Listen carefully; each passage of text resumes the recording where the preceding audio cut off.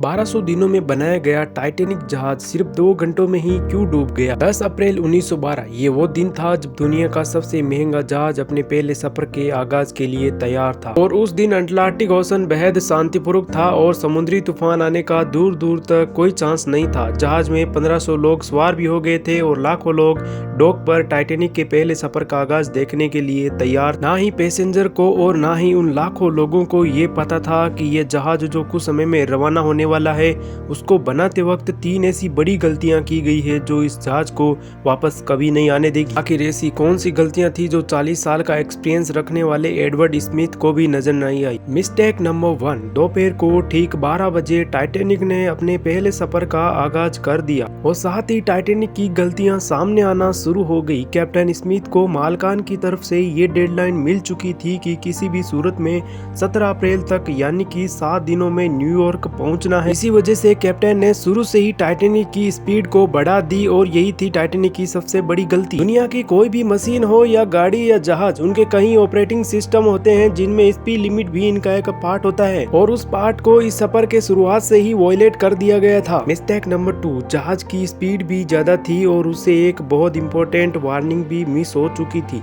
Titanic अब speed से उस आइसबर्ग की तरफ बढ़ता जा रहा था। जहाज की स्पीड इतनी तेज थी कि वो जल्दी से जल्दी उस आइसबर्ग की तरफ बढ़ती जा रही थी, लेकिन अभी भी इसे हादसे से बचाया जा सकता था क्योंकि जहाज के गार्ड अब भी तैनात थे जो इसे दूर से किसी भी आइसबर्ग को देख सकते थे। लेकिन दूर से देखने के लिए इनके पास एक चीज मौजूद ही नहीं थी और वो थी दूरबीन। पहरेदार अलर्ट तो थे लेकिन दूरबीन न होने से दूर की चीज को देख नहीं सकते थे और यही थी टाइटैनिक की दूसरी सबसे बड़ी गलती। आइसबर्ग की खबर कैप्टन को तब हुई जब जहाज के पहरेदारों ने खबर दी कि जहाज के सामने एक फुटबॉल की फील्ड जितना आइसबर्ग है, लेकिन तब तक बहुत देर हो चुकी थी क्योंकि तब तक वह आइसबर्ग से टकरा चुका था। नंबर 3, एक्सपर्ट का मानना है कि जहाज पर जो रिबट लगी थी वो स्टील की नहीं बल्कि कास्ट आयरन की थी।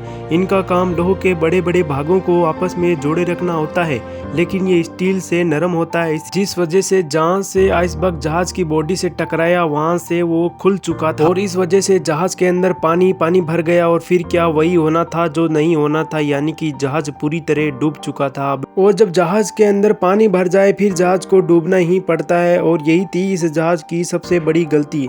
अगर ये जहाज बीच से नहीं टूटता तो शायद आज 1200 लोग बच जाते, लेकिन ऐसा नहीं हुआ और इस वजह से सभी लोगों को अपनी जान से हाथ धोना पड़ा। दोस्तों, अगर वीडियो थोड़ा भी नॉलेजेबल लगा हो तो वीडियो को लाइक करके चैनल को सब्सक्राइब करके बेल आइकन को प्रेस कर दीजिए हमारे लिए।